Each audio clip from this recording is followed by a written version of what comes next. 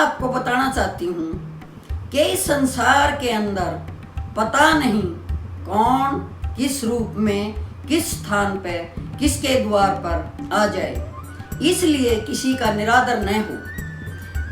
ऐसी ही एक घटना मैं आपके सामने प्रस्तुत करना चाहती हूँ। आज से जो मैंने सुना 50 साल पहले डबवाड़ी के अंदर एक आदमी जिसे लोग पागल कहते थे घूमता रहता था। किसी को नहीं पता था कि कौन है, कहाँ से आया है, क्या इसका गांव है, क्या इसका नाम है।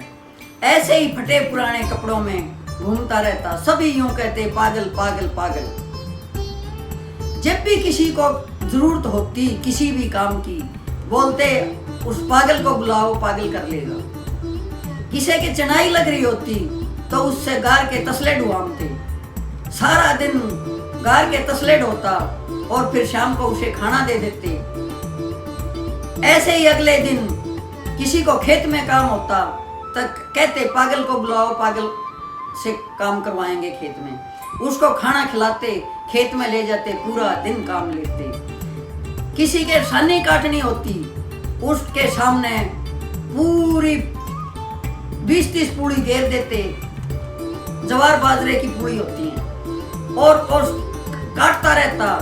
कहते ये पागल है, थकता तो है नहीं, और भी कटवा लो, और भी कटवा लो। अपने कोठे भर लेते सानी के, लेकिन उसे सांस नहीं आने देते। फिर उसे जो है ना खाना खिला देते। सभी को ये था कि पागल से काम करवाओ, खाना खिला दो। ये तो पागल है, तुम्हारे काम का है, जो भी काम कहोगे वही करेगा। बड़ा मोटा तगड़ा है, बहुत काम करता है। काम की तो तारीफ करते सभी, लेकिन उसकी इज्जत कोई नहीं करता था। रोटी तब देते थे जब वो बहुत ज्यादा काम कर देता था। यदि खाना खिलाते थे तो उससे पहले ये सोच लेते थे कि इससे क्या क्या काम लेना है। दिन भर काम करता, रात को कहीं भी पड़ के सो जाता। चाहे उसे खेत मिलता, खलियान मिलता, घर मिलता, कोई बाहर भीतर, उसे कुछ नहीं पता था। खेत में जाके सो जाता, बाहर भी सो जाता। कहते पागल है, इसको पता ही नहीं है कहाँ सोना है कहाँ नहीं सो।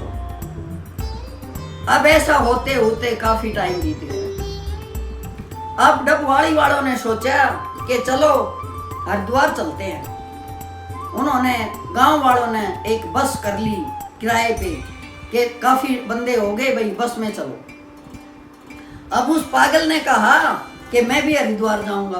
बोला नहीं भाई, यो पाड़ी खू जाएगा, यो खू जाएगा पागल, तो फिर हमारे खेता काम कौन करेगा, कौन सन्नी काटेगा, कौन चेजे पर काम करेगा, हमारे तक गांव का काम रुक जाएगा। यो पागल खू गया तो ये पागल को मत ले चलो। लेकिन उसने जिद कर ली कि मैं अवश्य चलूंगा, हरिद्वार नहा के आऊंगा। जब बस चलने लगी तो पीछे सीढ़ी पे लटक गया बस की पे। काफी दूर जाने के बाद जब उनको पता चला कि ये पागल तो तुम्हारे पीछे ही लटका हुआ है, तो उन्होंने उसको अंदर बस में बिठा लिया कि चलो कोई बात नहीं, हरिद्वार चला जाएगा, फिर इसको वापस ले आएंगे। जाएगा कहाँ, गांव का है तो काम आना है, इसका तो कोई है नहीं, रोटी दे देंगे, काम करता रहेगा। अब क्या होता है, हरिद्वार पहुंच जाते हैं। वो कहता है कि गांव वालों, तुमने मेरी बहुत सेवा की, बहुत अच्छा खिलाया पिलाया, बहुत इज्जत दी। अब ये तो देख लो कि मैं कौन हूँ, मेरे साथ तो चल के देखो। बोले रे पागल के बोला है यो, ये पागल का कोई आज तक तो हुआ कौन है, कितने साल हो गए हमारा कमामते ने, ई भी नहीं कहा मैंने देख लो मैं कौन हूँ। 2-4 जने जो जेंट्स थे, जो आदमी थे, वे बोले चलो भाई देख ले। हाँ, वो उनको लेकर गांव वालों को और पहाड़ों पे चला गया। देखता क्या है, 3 साधु तपने लग रहे थे और उसका धुआं था और ठंडा था। जब वो वहां गया पहाड़ के ऊपर तो उन्होंने आंख खोल के देखा। वो कहने लगे कि देख ली दुनियादारी, क्या है दुनिया में। बोला बहुत स्वार्थ है, बहुत मतलब है। यदि स्वार्थ नहीं होता तो कोई टूक भी नहीं देता, कोई एक गिलास पानी भी नहीं पिलाता। ये दुनिया बहुत स्वार्थी है। मैंने काफी सालों तक इनके यहाँ काम किया, किसी ने अच्छा भोजन भी नहीं कराया। यदि भोजन भी करवाते थे तो उसके बदले हाड़ तोड़ काम लेते थे और कहते थे पागल को जो है ना दे दो, जैसा भी रूखा सूखा देना है, ये पागल तक कल भी काम लेना है। मैंने दुनिया खूब देखी, खूब इनके यहाँ काम किया और हाथ जोड़ के बोला गांव वाले हो, तुमने बहुत अच्छा किया मेरे साथ। मैंने देख लिया कि दुनियादारी में मतलब ही मतलब है और कुछ नहीं है, इसलिए तुम अपने रास्ते जाओ, मैं अपने धूने पर बैठता हूँ। जो ही धूने पर बैठा, धूना सिलक उठा और वो तपस्या पे बैठ गया। 2-4 बार तो बोले, फिर बोले भाई गुम हो जाएंगे पहाड़ों में, चलो वापिस आए। गांव वालों को बताया कि हमने बहुत बड़ी गलती की, वो तो बहुत अच्छा शुद्ध सिद्ध साधु था और हमने उसकी कभी कदर नहीं की, कभी उसकी इज्जत नहीं की। गांव वाले बोले क्यों झूठ बोल रहे हो?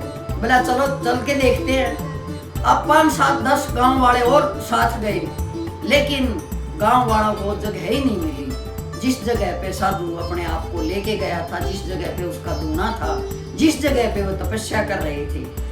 अपना सा मुंह लेके लटका के वापिस आ गए और गांव में आके चर्चा करने लगे कि जिस बंदे को हम पागल समझते थे,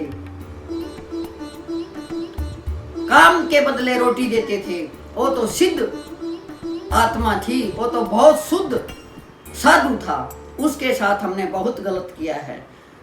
तो मेरा कहने का तात्पर्य ये है कि कोई भी किसी रूप में हो उसका निरादर मत करो।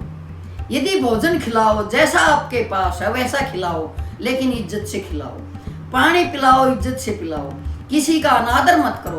पता नहीं कब कौन किस रूप में हमारे द्वार पर आ जाए और हमें आशीर्वाद दे जाए, और वो आशीर्वाद इतना फट जाए कि हम उसके पता नहीं क्या क्या फल मिले, हमें अच्छा ही मिले अच्छा करने का। इसीलिए अपने कर्म को प्रधानता दो। यही मेरी एक सीख है, यही एक बात है जो मैंने सुनी सुनाई बताई है आपको।